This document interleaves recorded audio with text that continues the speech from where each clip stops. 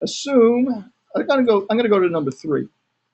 The gestation time for humans has a mean of 266 days and a standard deviation of 25 days. What percentage of pregnancies would you expect to be greater than 291 days? Okay, I'm gonna pull up a new chart here. And again, I like to do this. I like to actually draw it on a normal distribution so I don't get confused.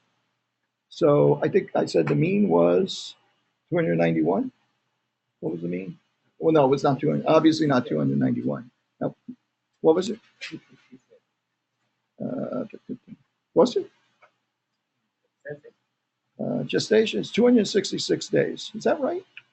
That sound right to you guys? Is that too long? That 9 months? The mean is 266, and the standard deviation is equal to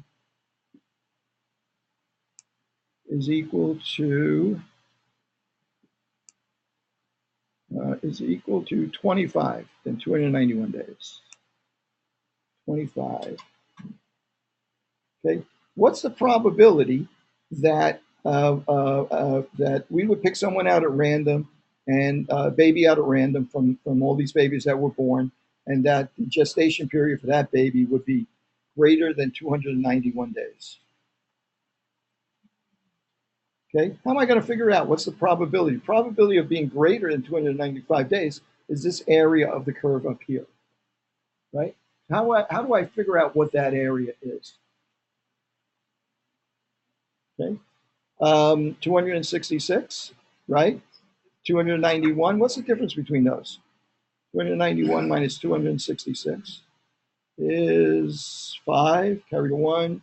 25. That's 1 standard deviation, right, above the mean, right? What did I say the area was for 1 standard deviation and 1 standard deviation below? 68%, right?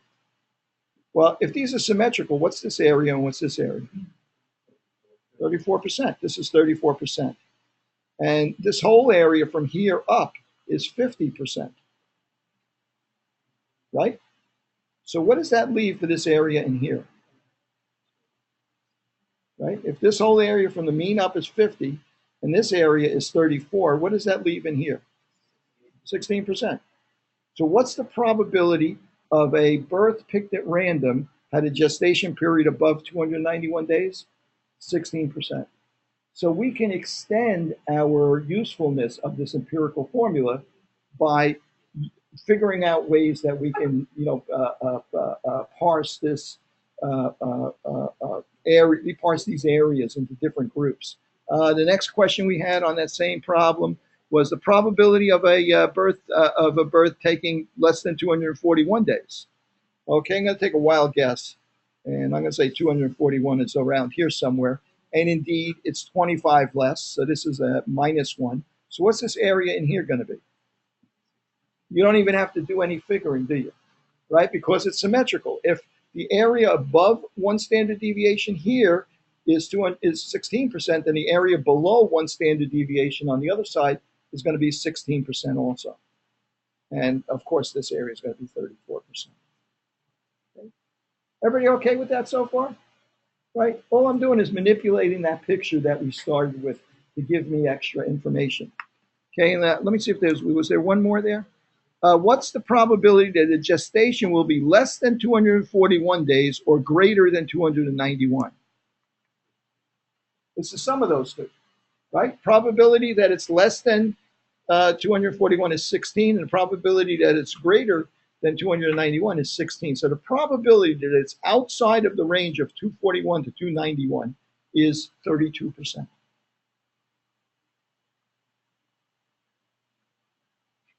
When did you get 32 again? I added the 16 for being less than 241 to the 16 for being greater than 291, and that gave me 32%.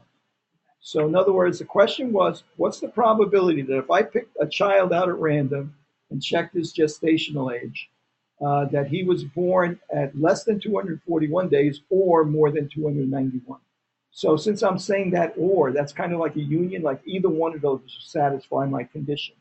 Less than 241, greater than 291. So either one of those satisfies my condition. So I add those two probabilities together.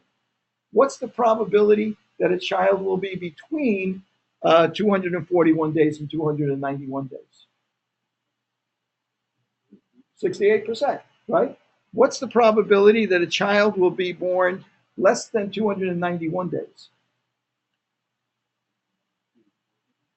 Right?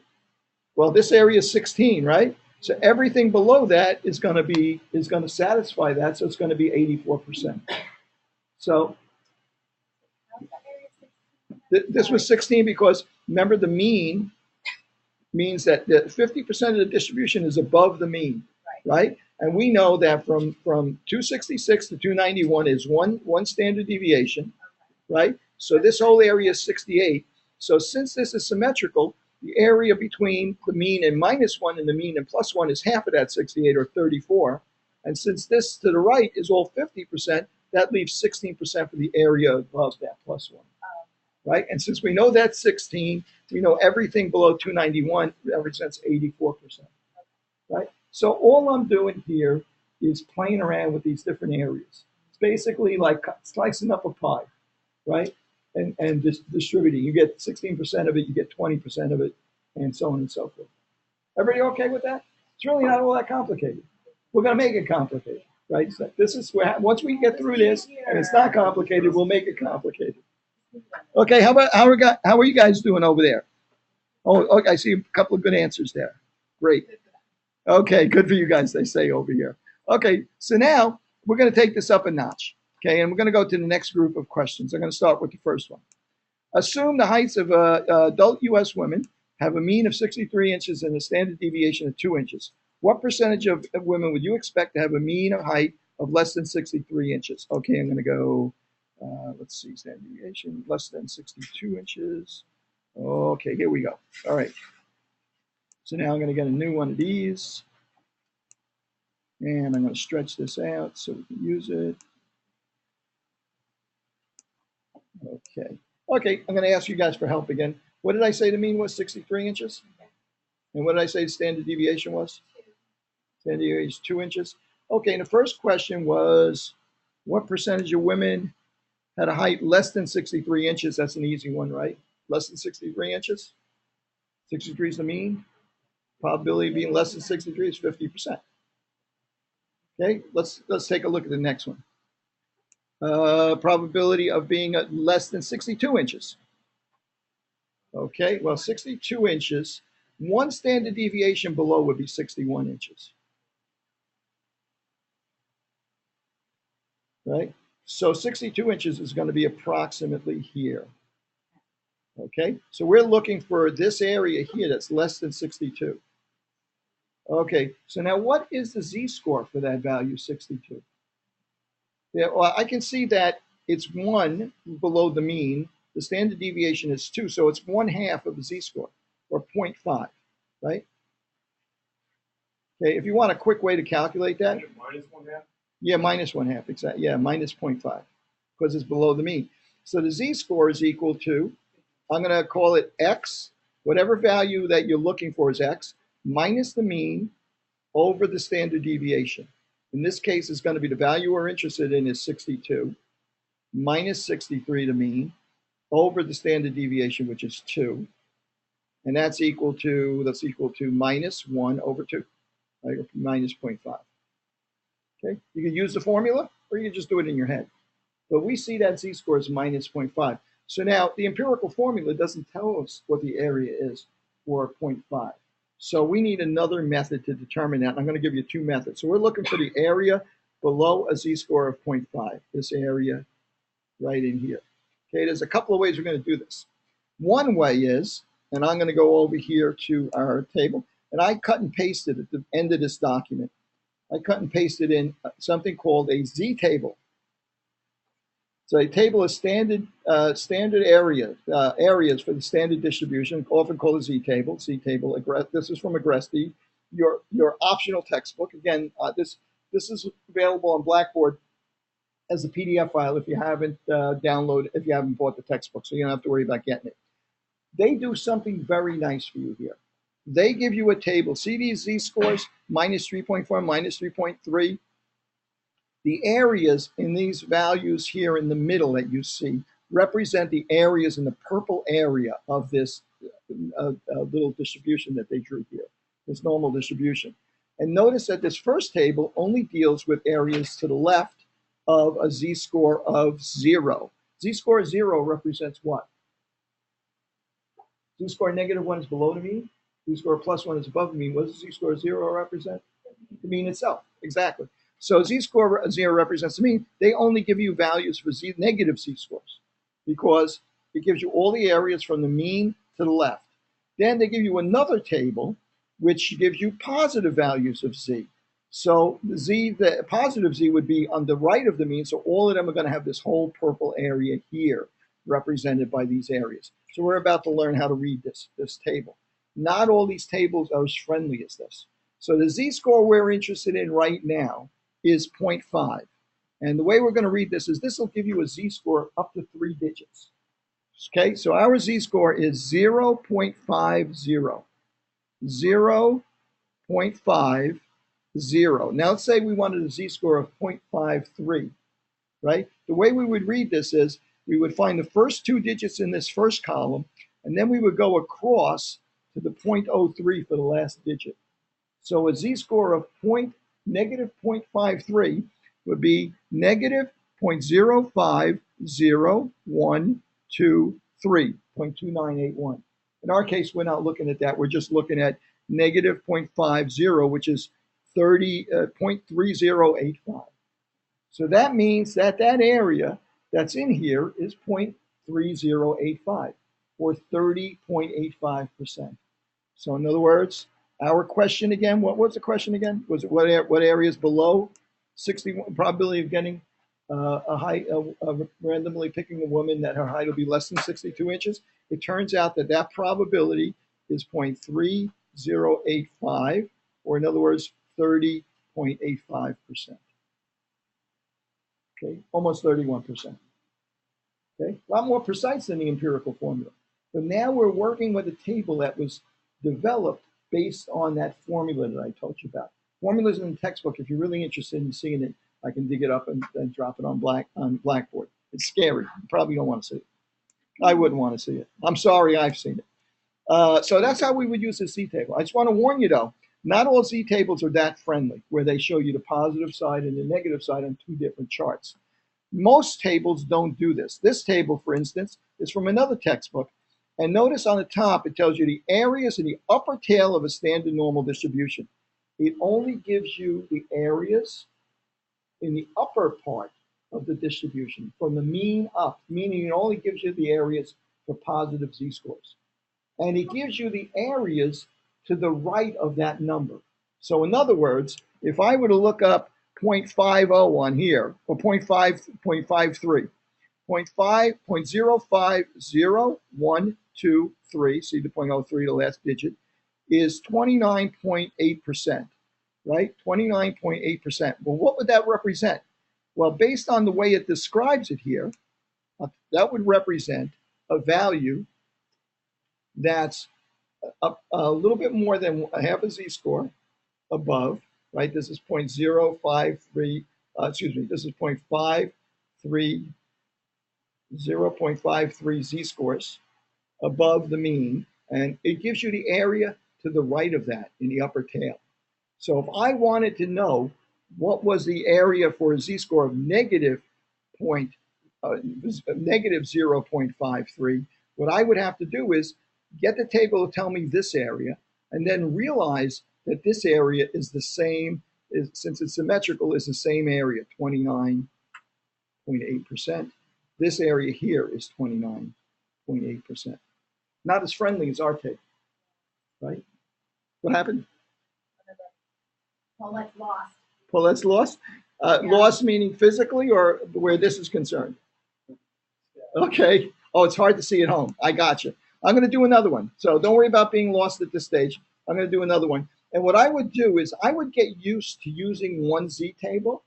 And then on the exam, just make sure you have a copy of it with you, because we do open book exams exclusively.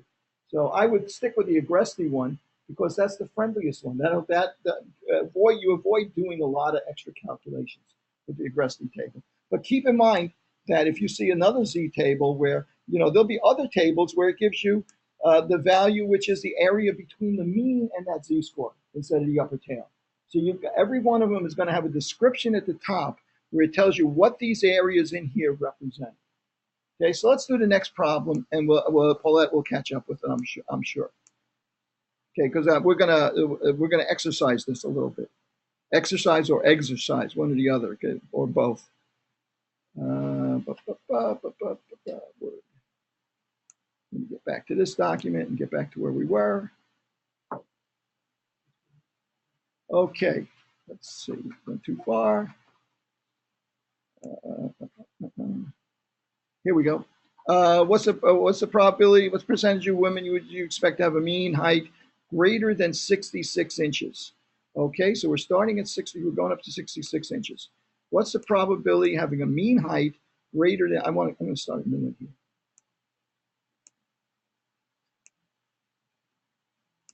Okay, correct me if I'm wrong here. The mean was 68. The standard deviation was 2? 63, right. Standard deviation was 2? Yeah. And now we're looking for the probability of having someone, a probability of the percentage of women that have heights above 66 inches, right? Well, 66 inches is out here somewhere. What's the z-score for 66 inches, right? Well, it's a difference of 3. Standard deviation is 2. So it's 1.5 standard deviations above the mean. If I want to use the formula to do it, z is equal to x minus the mean over the standard deviation. That's equal to 66 minus 63 over 2 is equal to 1.5. Right? So z-score of positive 1.5. So it's 1.5 standard deviation. So the probability of having a z-score above, they're getting ahead of me at home, the probability of having a z-score above 66 is represented by this point, 1.5, z-score 1.5, 1.5 standard deviation above the mean, and this area above here, this tail. So we need to know what that area in that tail is. Now, if I go to our Agresti table, that Agresti table is only going to give me the area below that point. I'm going to go to the positives numbers, right? It's only going to give me the area from the z-score to the left. I need the one to the right. But that's not a problem for us because we know that we can just subtract from 100. Okay, so 1.50 is going to be an area of 93.32%. I'm going to blow this up a little bit. 1.5 is an area of 1.50 is an area of 93.32%. Okay, 94 point, where was I? 93.3. Okay, so I'm going to go back here. This area from this point down is 93 point, did I say 3%? Okay, I'm going to round it to 3. So what does that leave here? That leaves 6.7%, as Daniela has already figured out a long time ago. Everybody okay with that? Okay. What if I asked you what's the probability of finding someone? What percentage of women in this population have a height less than 60 inches? Well, that is a z-score of negative 1.5, right? And what do we know about plus 1.5? This area up here and this area down here, it's symmetrical, so the areas are going to be the same. Okay. And between 60 inches and 66 inches, what percentage of women have heights between 60 inches and 66 inches? Well, it's going to be 6.7 plus 6.7, which is going to be 13.4. And the remainder of the 100% is going to be in here, which is 86.6%. Okay, everybody at home okay with that? Paulette, does that make sense? Okay, good. We got everybody on the same page. Okay, I don't mean to single people out, but I can't help it because we can see your name over there. You can next time, if you don't want to be identified, you can log in anonymously. Okay, if it makes it more comfortable for you to ask questions, you can put in a cartoon character, anything you want. I won't know, so you can go ahead and do that. We're not keeping attendance on this anyway. All right, so let's take a look at another one of these questions. Okay, let me see what we have. I'm going to reduce this so I can actually read it. Okay, let's see. I'm going to get to these things that these exercises Ali put together also in a second. Let's go. I just want to hit number 7. Now again, the odds of these, you guys can go ahead on your own, and I'll make up an answer sheet so you have something to work from. But you can go ahead on your own and solve the others on your own using the Z table, and you can compare it to the answer sheet they give you. Have any problems with them? Let me know, and I'll maybe give you a little bit of guidance on it. Okay, question number 7 says, assume the blood pressure readings have a mean of 120 and a standard deviation of 8. What blood pressure would you have to be in the highest 10% of the population? Uh-oh, this looks a little bit different. So you guys remember those numbers, 120, 8, and 10%. Let me find my workbook here. If I can, what did I do with it? Where'd it go? Here it is. And I, of course, have completely forgotten those numbers already. Okay, so here's our distribution of blood pressures for this population. Might be an elderly population. 120 is the mean. The standard deviation was 8, I think I said. 8. And I was looking for the top 10%. So somewhere up here, I want to know what this number, what the blood pressure has to be, or the Z-score has to be, for me to find 10% in this top area of the curve. That's a yes.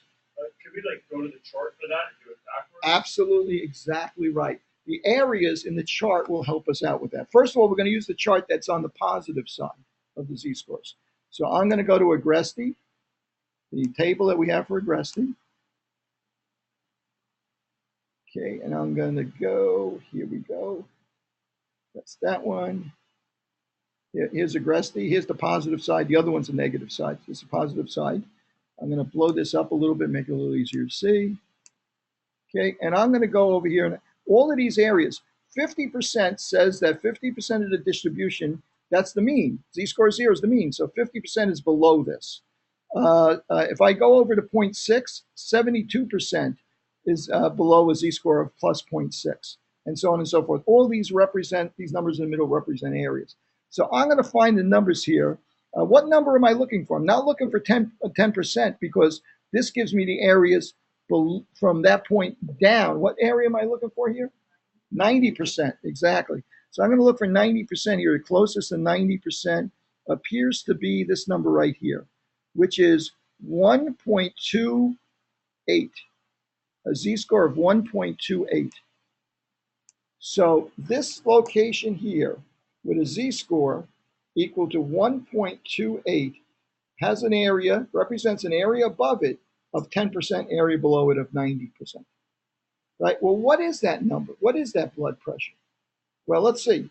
Remember that formula I used before? Z is equal to X, the number we're interested in, minus the mean over the standard deviation. Okay, in this case, we know what Z is. Z is 1.28. And that's equal to X, we don't know, minus the mean, which is 120, over the standard deviation, which is 8. So I cross multiply. So X minus 120 is equal to 1.28 times 8. What does that come out to? So let's see, 64, 6, 16, 7, carry a 1, 8, 9, 9, 9, 7. No, that's not right. Times 8. Did I do something wrong there? Oh, 97, it's point, right? 97, it's the decimal places. 9, it's 9.76, right? 8, this is 2 decimal places, 9.76. 1.28 times 8 is 9.76. I got that right at home, right? Okay, so if I move the 120 over to this side, it becomes a plus 120, right? So I get X is equal to 129.76. And I got some disagreement there. Did I get it wrong, Daniela? I did get it wrong. Did I do something? What's that? Oh, it's 10.24. There you go. How did I get that wrong? Oh, 64, 6, 16, 8. Yeah, you're right. 10.2. You're right. Like I said, you got to keep your eye on me because I'm really just not a detailed person. I'm sorry. The 1.28. that was the z-score for that represented a point where 10% of the curve is above that z-score. And I got it from the table. I'm going to go back to the table. Oh, okay. The z-score is equal to, remember before I used this formula to calculate the z-score? This time, I'm putting the z-score in the formula and setting it equal to all. See, if I know the z-score, I know the standard deviation, I know the mean. The only unknown is x, the value I'm looking for. Right. So I put 1.28 in for the z-score is equal to x minus 120 over 8. It's going to tell me the value that has a z-score of 1.28. Okay. Okay. Well, I'll tell you what. Talk to me about it. We'll go over it. Okay. So at any rate, so it's just another way to use the formula, to rearrange the formula. I could actually even rearrange the formula separately and do the calculation, but I just substituted the 1.28 in here, and I know everything in this. Anytime you have a formula with a number of variables in it, if you know all but one variable, you can solve for that variable.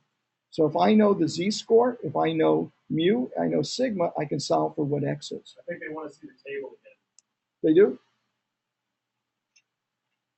Okay. Okay, I'm going to go back to the table and I'm going to look up 10%, which is 90%. Remember, it's the area to the left, 90%. 90%, closest to 90% is 8 point. Did I get it right? Did I get it right? 1 point. Yeah. I think that's the oh no, did I get it wrong? Yeah, I got it right. Anybody dispute that? The closest to 90% is going to be 89.97. Okay. And that represents a z-score of 1.2, and the last digit is 8. Okay? All right, good. And this is not the first time we're going to be looking at this. This is going to come up quite a bit. And you have two other problems that are very similar to this. At least maybe one problem. And if there isn't another problem similar to this, I'll make another one up. Okay, so let's move on and take a look at some other stuff. Let me go back up here. Okay, so now Ali has put together some stuff I included in here that was in his lab where we can use Excel to do these same calculations instead of using the table. I'm going to open up Excel, and I'm going to do one of the problems that we just worked on before, except I'm going to use Excel to do the calculation. Go here to view, make it even bigger, 200%. Okay, so one of the problems we just worked out before, I'm going to see if I can't get back to it. Oh, wrong direction.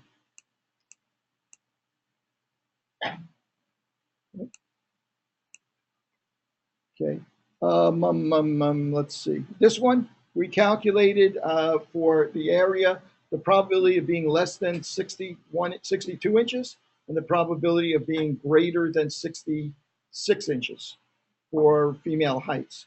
I'm going to open up Excel and I'm going to do that problem again. Okay, here's that problem again. And in this case, we want to calculate the area that's underneath this curve. And there's a function in Excel called norm.dist.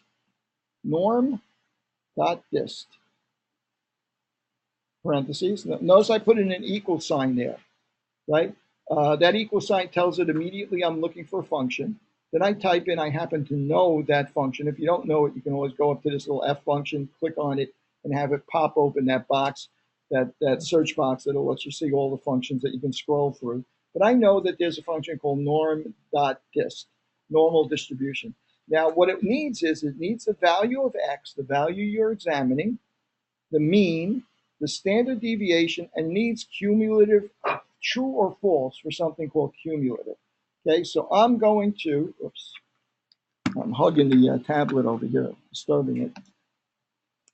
I'm going to go over here, and I'm going to put in the mean. The mean was how much? 63, right? Comma. The standard deviation was 2. I'm sorry.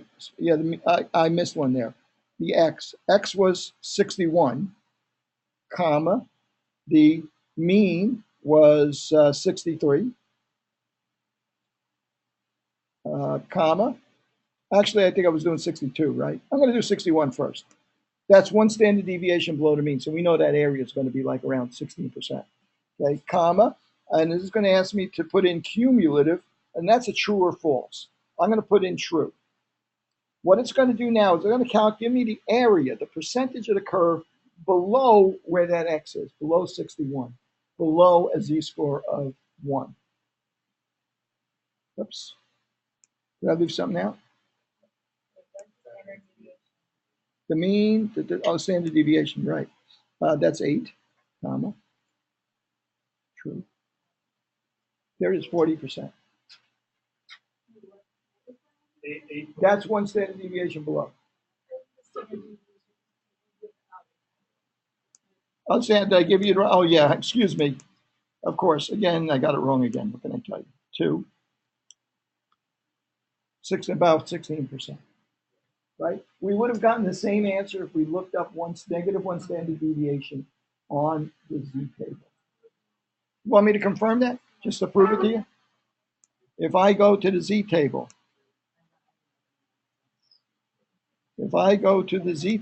and look up the same thing, one standard deviation below, okay, what is the area to the left of that according to my table?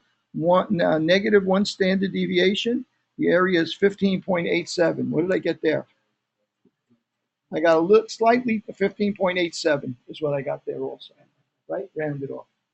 Okay, so I got the same answer. Now let's do this again, except this time I'm going to click in here, and the problem we did was actually, what about the value for x, which is half a standard deviation below? So I'm going to change that to 62. And we get the same answer that we got before, or about 31%, 30.85% to the left of that point. Remember, cumulative tells me the area to the left. So if I do my next one, the next part, I said 66, which was 1.5 standard deviations above the mean. So this is going to give me the area represented by 1.5 standard deviations above the mean. Okay, and I'm going to hit enter, and I'll get the same value that I got before, which is 93.3, which leaves 16.7 to be 6.7 to be above the mean, to be above that value of 1.5 standard deviation. So I can use Excel to do the same thing. In fact, I can also use it to do something else. Norm inverse, parentheses. Now this, I can give Excel a probability like 90%. Okay, a mean, what was our mean? Was 63, comma, and a standard deviation, which was 2, close parentheses. And it tells me that the probability that the, excuse me, did I do this right? Probability is 0.9, the mean is 63, standard deviation is 2. Did I do something wrong here? Standard deviation, probability is 0.9. Oh yeah, hang on a second. It gives me norm invoice, and probability is 90%. Yep, hang on. It gives me the value 65.56, which means that in order to have 90% of the distribution below the 90% of the distribution is below the value 65.56. Got that? I won't worry about that too much right now. Get some practice with this first. Okay, what did I? There was another one. What was the problem that I did the 10% on? Let me see if I can't look at that with Excel. Let me get back to that Word document. Don't complain that those people at home, because I know I confused you a little bit on that one. I'll see if I can't straighten it out by doing another example. Blood pressure readings, mean of 120, standard deviation of 8. What blood pressure would you need to exceed to be in the highest 10%? What was our value that we found there? Anybody remember? 130.24. Let's do the same thing with Excel now. Okay, equals norm, the inverse of the normal distribution, norm inverse, parentheses. The probability that we're looking at is 90%. 0.9, comma. Okay, in other words, 90% of the people are below this level. And the mean that we're working with is 120. And the standard deviation that we're working with is 8 in this case. I'm going to close parentheses. I'm going to hit enter. It should give me the value for blood pressure, below which is 90% of the population. And we get the same value that we did when we used the table. Okay, I'm going to put together a chart that will give you 4 or 5 functions involving standard normal distribution, inverse and standard, that you can use to do these various calculations. Can you use Excel? There's going to be situations where that you're going to use Excel or use the table. Actually, they're interchangeable. You can use either one you want.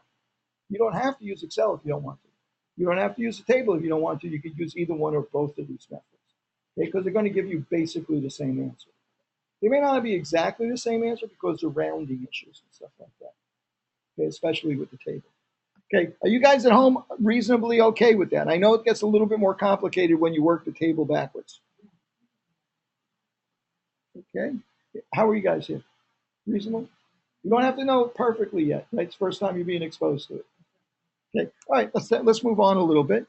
Now, how about that true? I just wanted to point out something here. Okay, when I say true in one of these distributions, like there, when I say true, I'm saying what's the area below this point? It's cumulative. I want the whole area below that point. If I say false, I want the area only at that exact point, right? So if I have a distribution that looks like, oops, if I have a distribution looks like this, so we got something a little neater. If I asked you what's the area at exactly this point,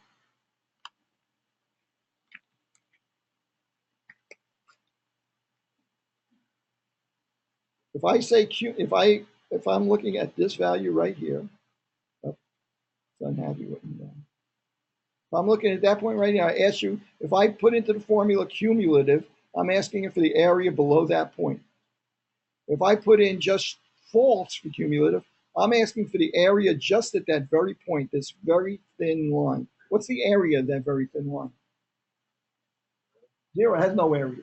It's only a line, right? So false, in that case, even though it will accept the answer false, for our purposes, it's meaningless, right? So we never use false with this particular function. I'm not sure why it's there at all, but because from a practical basis, I don't think anybody would ever use it, but it's there. We're about to take a look at something that uses that same function, that same input, cumulative true or false, that we're actually going to use usefully. Okay, so now let's move on from this. And again, you got a whole bunch of examples there that you can play with. Okay, and let's move on and let's go to something else called the binomial distribution. You got to the binomial distribution today, right? And you'll notice that there's another explanation of this here also. Okay, how does this work? Well, first, remember that coin flip problem that we were working with, where I might ask you, what's the probability of getting 3 heads in a row? And it's 0.5 times 0.5 times 0.5. Easy problem. What's the probability of getting of taking in a population where the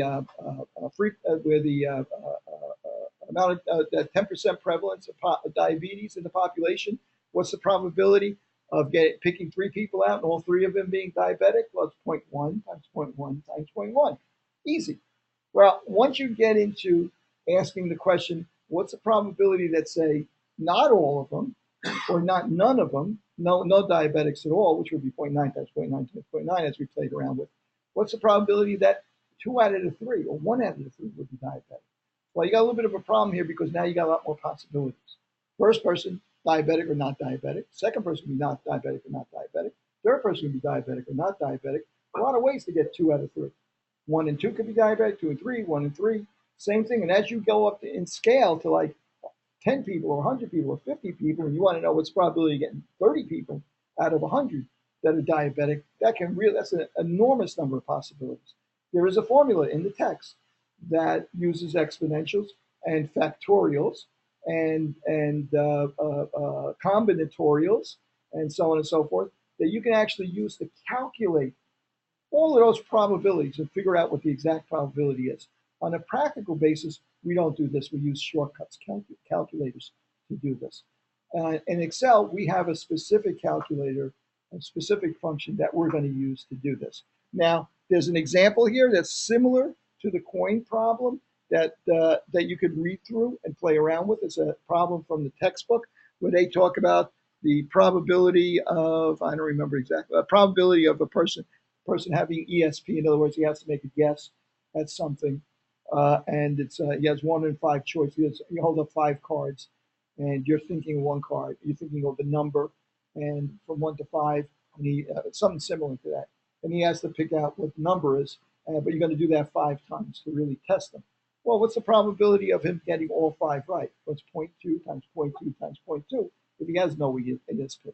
Right? It's the probability of getting them all wrong. 0.8 times 0.8 times 0.8 is a 1 in 5 chance, 20% chance of getting it right, 80% chance of getting it wrong. What's the probability, just like the coin flip, of his getting 1 out of 3 right, or 2 out of 3 right, and so on and so forth? And you would use these various possibilities of 0.2 times 0.2 times. Remember how we made that tree up? You could do that. You could do that again, but we're not gonna worry about that. We have an issue where we have frequently want to know something like that. For instance, we might want to know, let me go back up here. We might want to know that a study indicates that 10% of the nursing home patients are diabetic. You randomly sample 10 patients. What's the likelihood that exactly one will be diabetic? Well, why do we want to know something like this? Well, let's say we're running a clinic or something like that, and or we're going to take diabetic patients out on a field trip, and we want to have supplies we're not going to test them on the way out, but we want to have supplies in case there's an emergency or something like that. We might be interested in what's the probability out of these 10 people that I need to be prepared to treat 3 people or to deal with the potential of 3 people becoming ill or something like that, or 1 person or none. And so what's the probability of these outcomes? So this will tell us, this is a function that will tell us whether or not, this is a distribution that will tell us whether or not, or what the probabilities are for these various outcomes. Okay, so now this distribution is different a bit than the normal distribution, but we have an engine in Excel which will help us calculate this. Okay, so in one case, we're interested in what's the probability of exactly 1 person will be diabetic. I'm going to open up Excel, and I'm going to scroll down a little bit and move this over to the middle. Okay, and I'm going to put in all the possibilities on the left-hand side here. This is the number of patients out of 10 that might be diabetic. I'm going to start with a 0 in here, and it's not letting me type. Oops, escape. Okay, 0 here. I'm going to put a 1. I'm actually going to, let's see, 1, 2, 3, 4, 5, 6, 7, 8, 9, 10. Fill down. Series. Okay, 0. I could have no patients. 1, 2, 3, 4, 5, so on and so forth. Okay, what's the probability 1 out of these 10 people will be diabetic? Not surprisingly, there's a function in here. Let's start with none. I know the problem said 0. Let's start with 1. Probability that none are diabetic is equal to binom dist. You can actually just type it in this way if you want. Parentheses. And what's it going to ask for? Number S trials, probability S, cumulative. We already talked about cumulative. What does number S mean? And that's the number of successes. In other words, success in this case is that a patient's diabetic. That's what we're defining as a success. So what's the number of successes in this case? Well, in this case, it's actually 0, right? That none are diabetic. So instead of putting in 0, I'm going to just click the reference to 0. Comma, what's the number of trials? How many people are we sampling? 10. Our trial size is 10. 10 people. What's the probability of none out of 10 people being diabetic? What's the probability of any person, any one pick being successful? 10%, right? Because the prevalence is 10%. 0.1, comma. Now, cumulative. What do I put here? True or false? Doesn't matter because I'm at the bottom. If I put in true, if I put in false, it's going to calculate the probability only for 0 out of 10, which is 34%.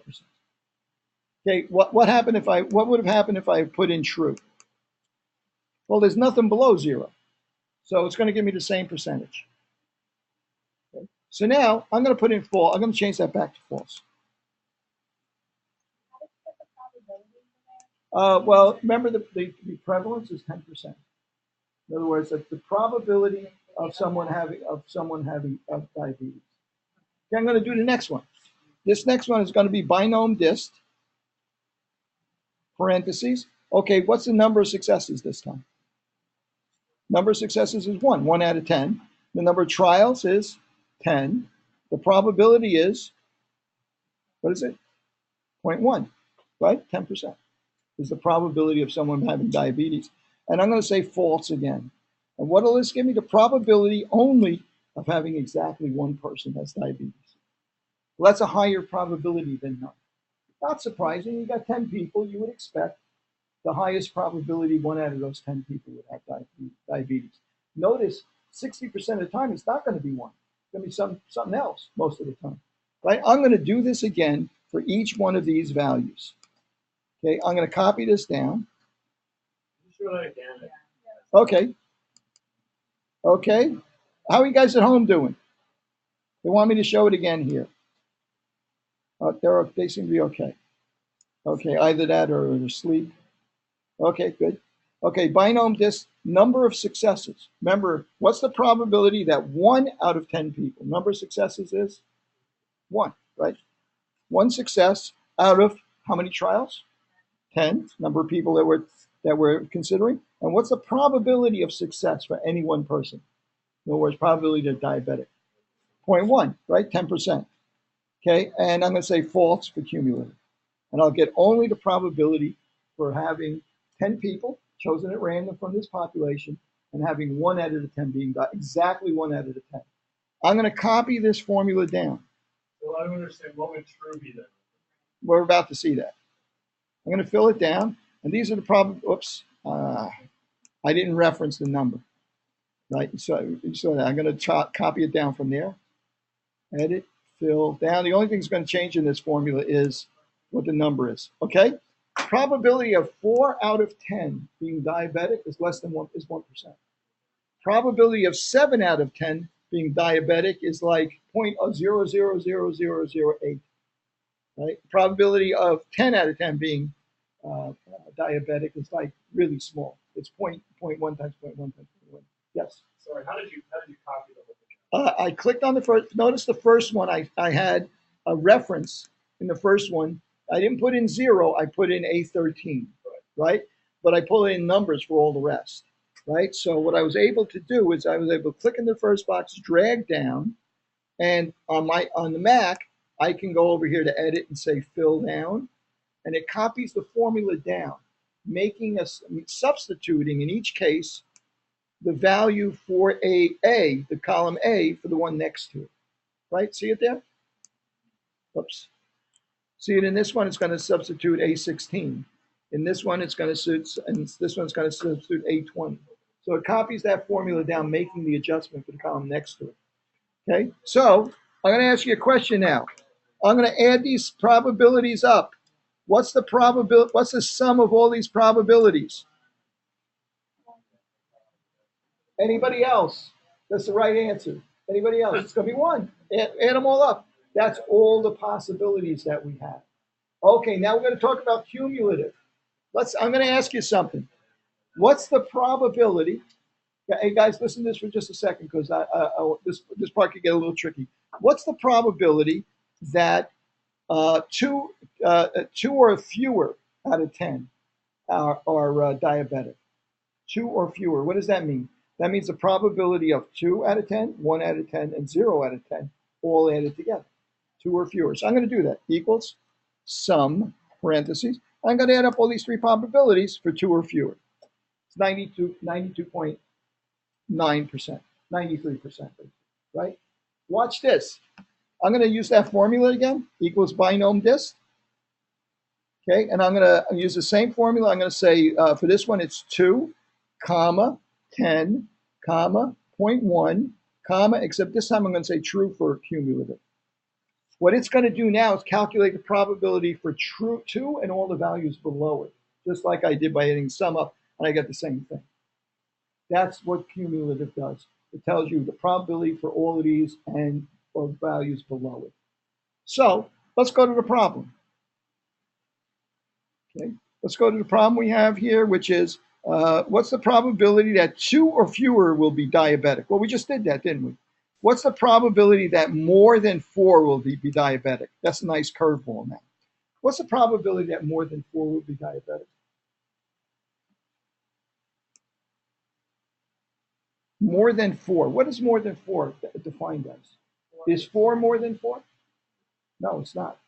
5, 6, 7, 8, 9, 10.